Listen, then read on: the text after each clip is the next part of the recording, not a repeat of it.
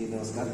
आप लोग जिस ऐतिहासिक जगह को देखने आए श्रीमान, इस जगह का नाम बोला जाता है सोन भंडार, लेकिन लोग सोना समझ कर आते हैं क्योंकि सोना का भंडार। तो सोन का मतलब होता है सुरंग, टनल, गुफा। तो जहां से आपका गर्म पानी कुंड का झरना बह रहा आगे, उसी की जस्ट बगल से 562 सीढ़ी चढ़कर जब ऊपर जाएंगे तो एक व्यवहारगिरी पर्वत है। उसी व्यवहारगिरी पर्वत के जस्ट बगल में सप्तर्णी गुफा और पिपली गुफा। तो जब भगवान बुद्ध को कुशीनगर में मृत्यु हुआ था तो 3 महीने के बाद 500 बौद्ध भिक्षुओं के साथ प्रथम बौद्ध संगीति सभा मीटिंग किया गया था और बौद्धों का धार्मिक पुस्तक लिखा गया था। सुपिटक, विनय पिटक, अभिधम मतलब त्रिपिटक की रचना मुनि कैसर जी के द्वारा किया गया। तो उन गुफाओं से लेकर इन गुफाओं का अंडरग्राउंड संबंध रास्ता बताया गया।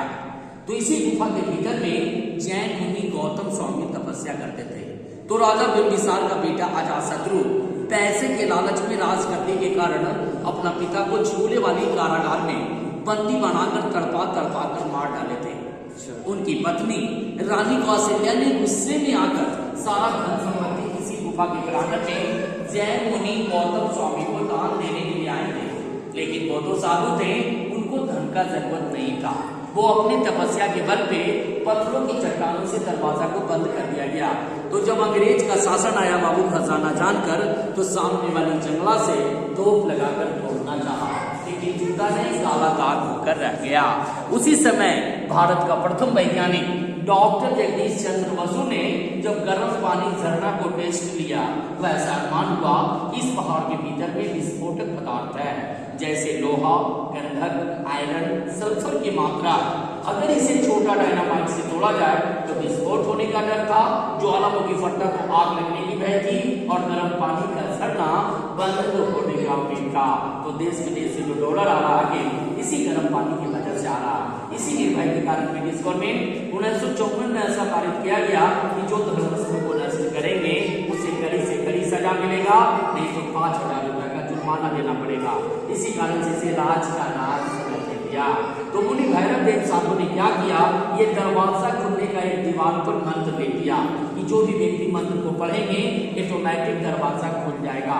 लेकिन भगवान की महिमा उस मंत्र के साथ क्या हुआ, आइए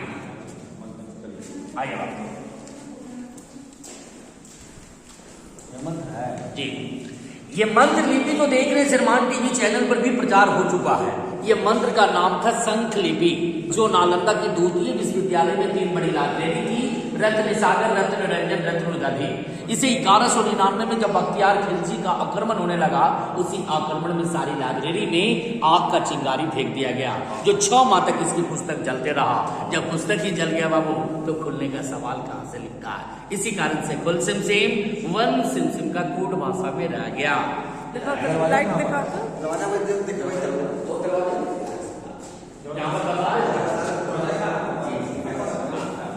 ये जो प्रतिमा देख रहे श्रीमान, जब जैन धर्म का साधना गिरी हुआ तो दीवार काटकर 24वें तीर्थंकर भगवान महावीर स्वामी का प्रतिमा बनाया गया।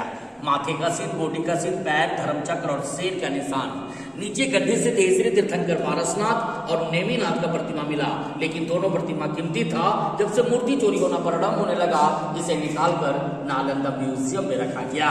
इसकी बगल में गुफा चले। तो ये गुफा जो देख रहे हैं सर, जंगल झाड़ी मिट्टी नालंदा की तराई जैसा ढका हुआ था। तो राजा बिंबिसार का बेटा अजातशत्रु राज किया। अजातशत्रु का बेटा उदयन यहां से राजधानी उठाकर पाटलिपुत्रा में बसा दिया गया। तो कालांतर में जगह खाली पड़ गया, यानी आफ्टर क्राइस्ट 1700 साल पूर्व मुनि भैरव देव साधु ने पहाड़ काटकर 2 गुफाओं का निर्माण किया, एक पश्चिमी गुफा और यह पूर्वी गुफा। दोनों गुफाओं के आगे छज्जेदार मंडप था जो सभा मीटिंग होता था, लेकिन 1934 की बिहार भूकंप में टूट गया। तो भारत सरकार सुरक्षा हेतु तो ईट, प्लास्टर, चूना और पेरिस से इसे मरम्मत किया गया। तो ये गुफा जो देख रहे हैं सर, एशिया महादेश का 2 चाइनीज विद्यार्थी थे, फायान होएंसन साहब जब भारत भ्रमण की उनकी डायरी की रिपोर्ट पर जब इसकी खुदाई 1905 में किया गया तो डबल गुफा मिला, एक पत्थर का और एक ईंटे का। लेकिन 1934 की बिहार भूकंप में टूट गया। जब इसकी पत्थर बाहर किया गया सर, तो दीवालों पर तीर्थंकरों का प्रतिमा मिला। भीतर चलेंगे, तीर्थंकरों का प्रतिमा देखेंगे। चंदा मामा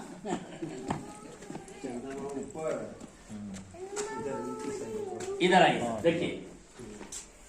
तो जैन धर्म गुप्ता काल पीरियड में एक धर्म से दो धर्मों को मानते थे, दिगंबर और सितंबर। जैसे में 24वें तीर्थंकर भगवान महावीर स्वामी जो कल्प वृक्ष के पास तपस्या किए थे, उनका प्रतिमा बनाया गया।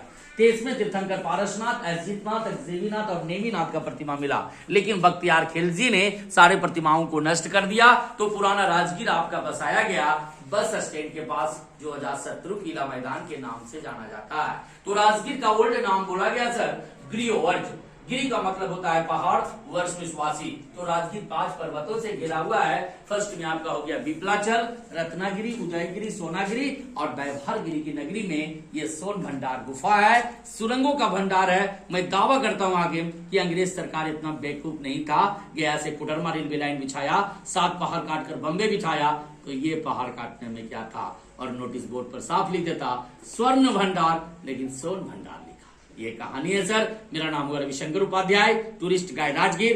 जय हिंद, जय भारत। कैसा लगा? बहुत बहुत